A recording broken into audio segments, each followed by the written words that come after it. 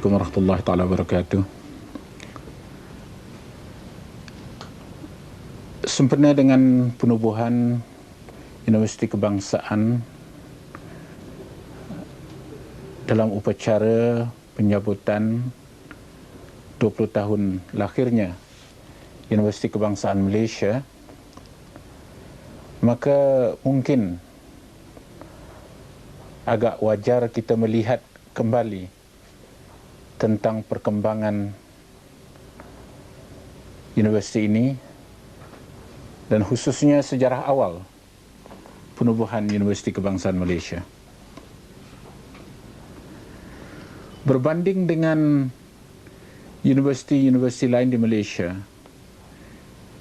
Universiti Kebangsaan Malaysia mempunyai satu keistimewaan dari segi bahawa ia sebuah universiti yang diminta dan didesak oleh rakyat. Semua universiti lain di Malaysia adalah hasil daripada langkah yang diambil oleh pihak kerajaan dari segi perancangan pelajarannya untuk menubuhkan atau menambah pendirian sesebuah universiti. Tetapi bagi Universiti Kebangsaan, ia merupakan satu hasrat, satu cita-cita, satu kehendak rakyat Malaysia khususnya daripada keturunan Melayu. Pada masa kita baru lepas merdeka dahulu adalah menjadi satu matlamat kerajaan, matlamat yang terkandung di dalam perlembagaan negara kita, iaitu hendak menjadikan bahasa Melayu sebagai bahasa resmi yang tunggal di tahun 1967. Pada tahun 1957 kita mengadakan satu perlembagaan yang mengatakan bahawa bahasa Melayu dan bahasa Inggeris adalah bahasa resmi negara. Dan bahasa Melayu juga menjadi bahasa kebangsaan. Taraf bahasa Inggeris sebagai bahasa resmi negara di samping bahasa Melayu akan dikaji semula 10 tahun selepas merdeka dengan tujuan untuk menggugurkan bahasa Inggeris ini daripada menjadi salah satu daripada bahasa resmi negara kita. Masa 10 tahun itu adalah untuk menyediakan warga negara kita, warga negara Tanah Melayu dan kemudiannya Malaysia untuk menyediakan diri mereka sebelum bahasa Inggeris digugurkan, sebelum bahasa Melayu menjadi bahasa resmi yang tunggal. Jadi masa yang diberi kepada mereka yang bukan berbahasa ibundakan bahasa Melayu ialah selama 10 tahun. Selain daripada itu, dasar pelajaran kebangsaan kita juga menyatakan bahawa bahasa Melayu hendaklah dijadikan bahasa pengantar utama di semua sekolah kerajaan. Dan ini juga menjadi satu dorongan dan asas perjuangan untuk menjadikan bahasa Melayu sebagai bahasa resmi yang tunggal. Kerana dua-dua ini adalah seiring, dasar bahasa dan dasar pelajaran. Kerana kalau bahasa tidak dapat dikuasai oleh penduduk negara ini, terutama sekali daripada segi guru-guru, maka tidaklah dapat kita nak melaksanakan dasar pelajaran nanti apabila sampai ketikanya nak menjadikan bahasa Melayu sebagai bahasa pengantar utama. Oleh yang demikian, kedua-dua perkara ini saling berkaitan. Tetapi malangnya dalam perkembangan politik tanah air, perkembangan daripada segi dasar bahasa dan dasar pelajaran, selepas kita merdeka, tidaklah begitu menyenangkan. Kerana sungguh pun telah tertulis di dalam perlembagaan tujuan nak menjadikan bahasa Melayu jadi bahasa resmi yang tunggal di tahun 1967, 10 tahun selepas merdeka. Tetapi usaha-usaha untuk menjadikan bahasa Melayu sebagai bahasa resmi tidaklah begitu ditegaskan oleh pemerintah pada masa itu. Demikian juga dalam dasar pelajaran kebangsaan. Sungguh pun dasar pelajaran kebangsaan kita tidak menjadikan bahasa Melayu bahasa pengantar utama, tetapi perkembangan persekolahan kita tidak sealir dengan matlamat itu. Misalnya dalam satu kajian yang dibuat tentang perkembangan sekolah-sekolah kita, guru-guru dan murid di antara tahun 56 hingga tahun 66.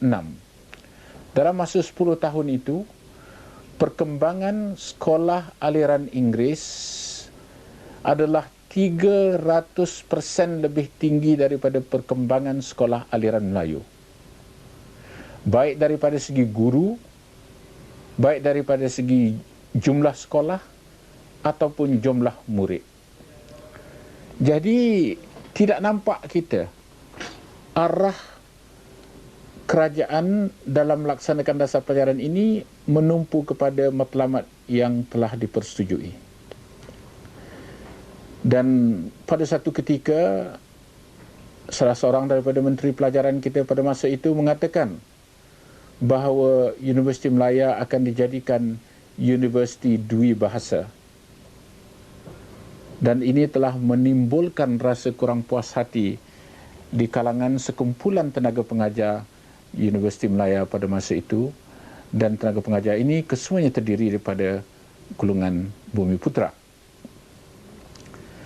Kemudian timbul pula masalah bahawa nilai bahasa Melayu juga yang salah satu daripada bahasa resmi ini sebelum 1967, dan juga bahasa Melayu adalah bahasa kebangsaan, nilainya tidak setaraf dengan bahasa Inggeris.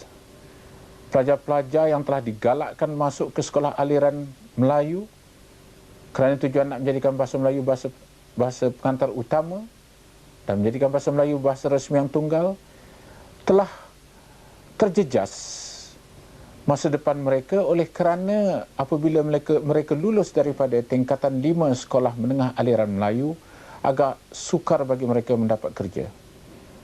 Analisa yang dibuat di tahun 1968-69, terutama sekali selepas peristiwa 13 Mei, menunjukkan bahawa setengah daripada pelajar-pelajar kita ini sungguh pun mereka mendapat kelulusan grade 1 di dalam sekolah aliran Melayu, tetapi di dalam temuduga-temuduga yang diadakan oleh kerajaan dan juga lebih-lebih lagi pihak swasta, maka mereka lebih senang menerima pelajar grade 3 daripada aliran Inggeris jika dibandingkan dengan grade 1 aliran Melayu. Di sini timbul satu perasaan tidak puas hati pula di kalangan ibu bapa Melayu oleh kerana mereka merasakan bahawa mereka telah digalakkan untuk mengantar anak mereka ke sekolah kebangsaan. Tetapi apabila anak-anak ini lulus, peluang untuk mendapat kerja begitu terhad. Peluang untuk masuk ke universiti juga begitu terhad. Malahan peluang untuk masuk ke maktab pun terhad. Kalau saya tak salah, di tahun 1968 sebelum peristiwa 13 Mei, ada 5 maktab perguruan menengah di negara kita. Cuma 1 menggunakan bahasa Melayu sebagai bahasa pengantar, iaitu maktab perguruan bahasa. Di dalam maktab perguruan bahasa pun, pelajar-pelajar aliran Melayu terpaksa bertanding dengan pelajar-pelajar aliran Inggeris yang dapat kelulusan baik dalam bahasa Melayu semasa mereka menuntut dalam aliran Inggeris. Jadi, peluang bagi pelajar-pelajar aliran Melayu tidak pun sampai 1 daripada 5. Kerana masih lagi pelajar aliran Inggeris boleh bertanding dengan mereka untuk masuk ke maktab perguruan bahasa. Daripada segi sekolah aliran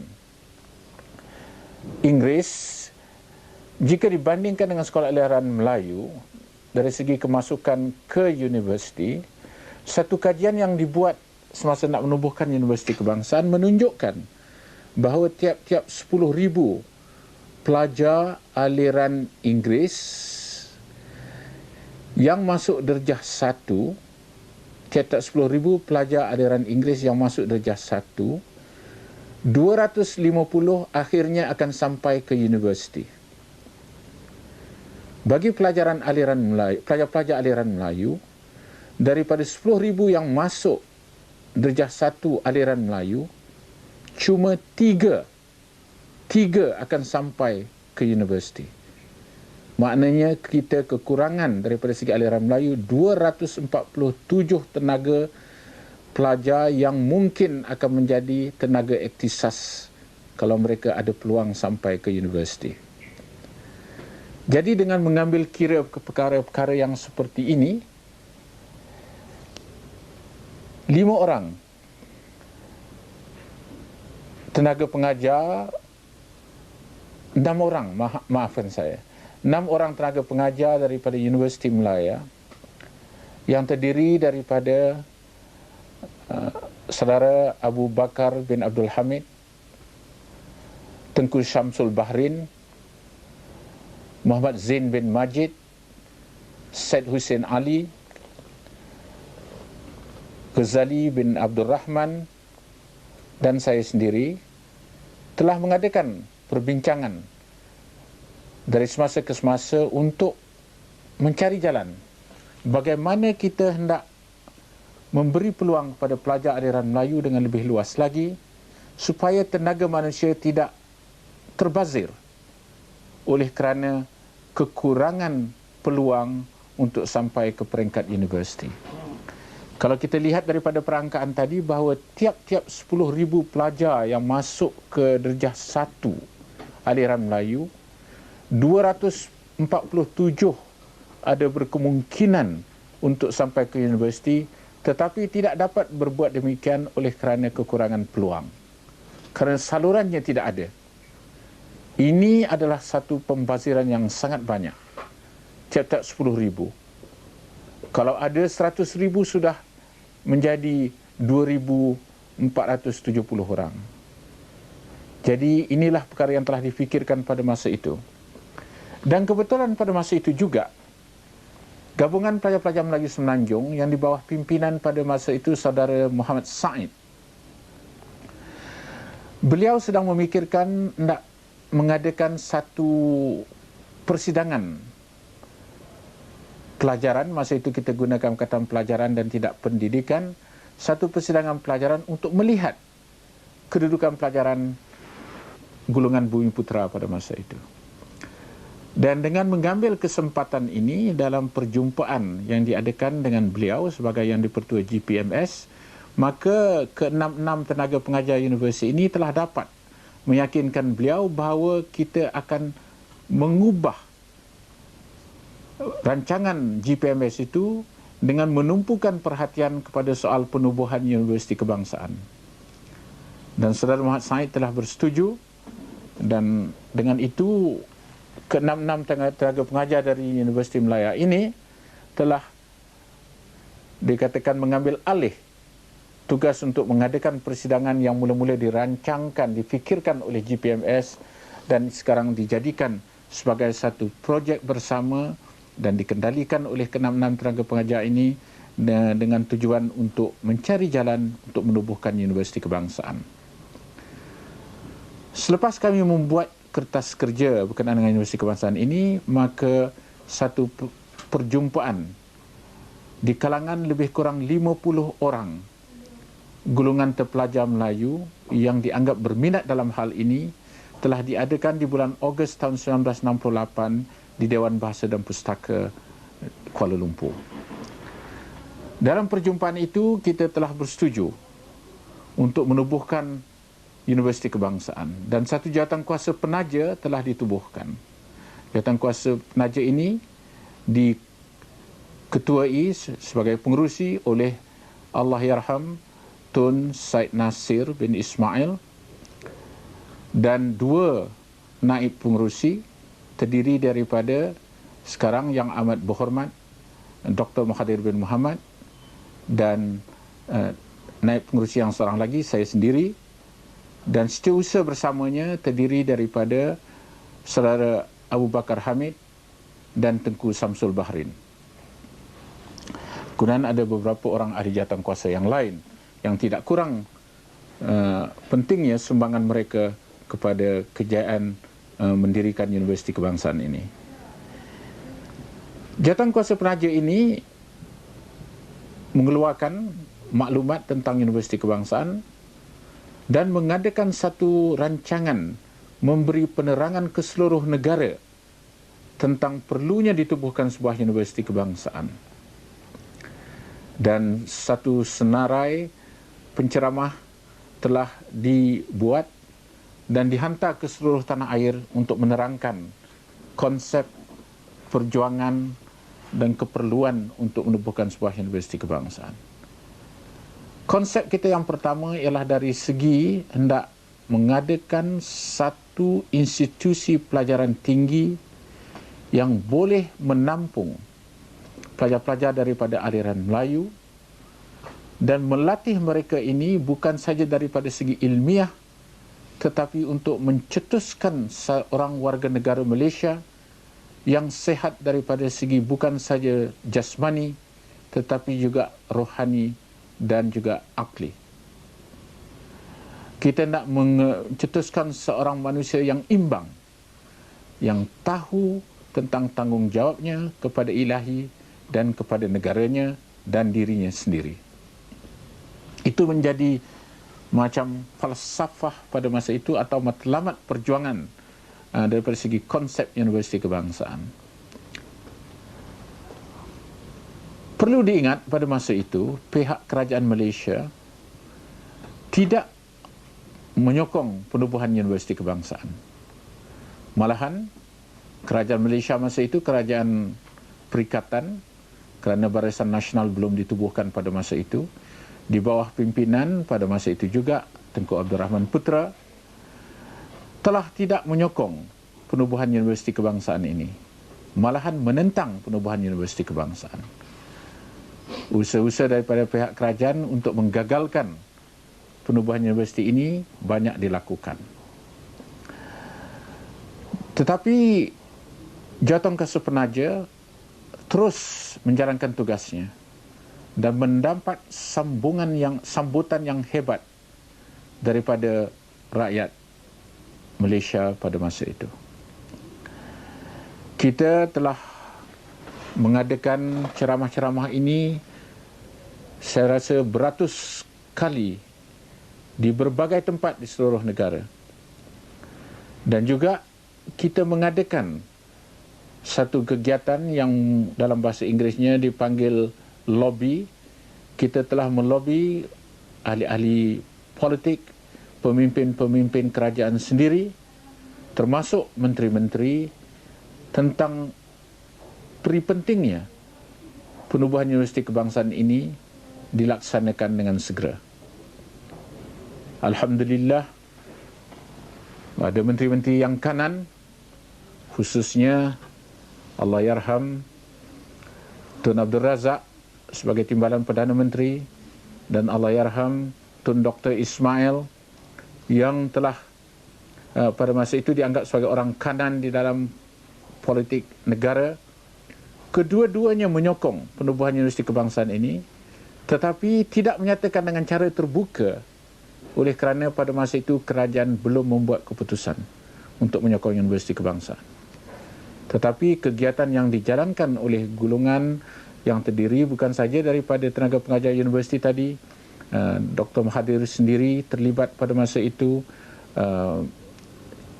Datuk Musa Hitam dan juga Datuk Abdullah Ahmad sama terlibat untuk mempengaruhi menteri-menteri ini supaya mereka menyokong penubuhan universiti kebangsaan. Jadi apabila pada satu ketika masa itu diadakan mesyuarat jawatankuasa politik UMNO, maka kita telah mendapat sokongan tentang universiti kebangsaan ini untuk dikemukakan. Itu di peringkat UMNO, bukan di peringkat kerajaan. Tetapi apabila UMNO telah bersetuju dan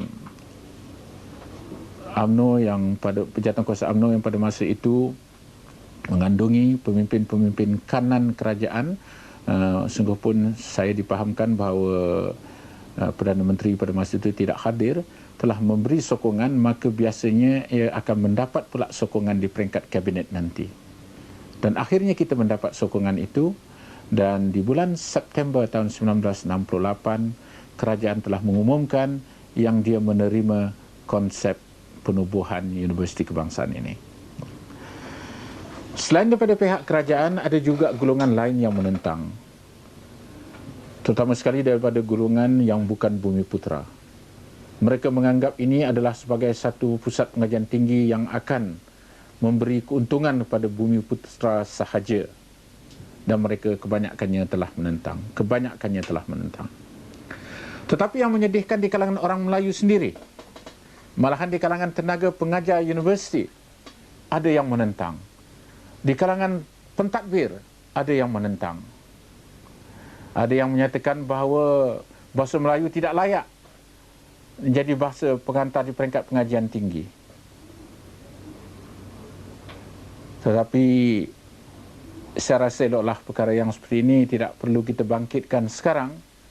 Tapi cukuplah bahawa ada di antara orang kita sendiri yang terpelajar, yang menganggap bahasa Melayu tidak layak untuk dijadikan bahasa pengantar di peringkat universiti dan juga menentang penubuhan universiti kebangsaan itu. Alhamdulillah, usaha daripada jawatankuasa dan sambutan yang hebat daripada orang Melayu di seluruh negara telah membolehkan kita menubuhkan universiti kebangsaan yang lahir pada 18 Mei tahun 1970 di kampus sementara di Lembah Pantai di bangunan Maktab Perguruan Persekutuan dahulu. Sebagai satu contoh sambutan daripada rakyat, ingin saya menyatakan dalam satu usaha jawatankuasa penaja untuk mendapatkan sokongan daripada rakyat, seorang peraih di Pekan Harian di Cekus, Perak, telah memberi derma RM1. Seorang ibu telah memberi derma RM1 kepada jawatankuasa penaja Universiti Kebangsaan. RM1 ini sangat bermakna kepada beliau kerana ia merupakan pendapatan satu hari bagi beliau, dan ini telah didermakan kepada Universiti Kebangsaan. Demikianlah semangat perjuangan Universiti Kebangsaan itu yang berkobar-kobar pada masa itu, dapat sambutan yang hebat daripada rakyat, hinggalah kita dapat melahirkannya sebagai sebuah universiti yang kita harap akan menepati matlamat penubuhannya semenjak ia ditubuhkan sekarang dan masa akan datang.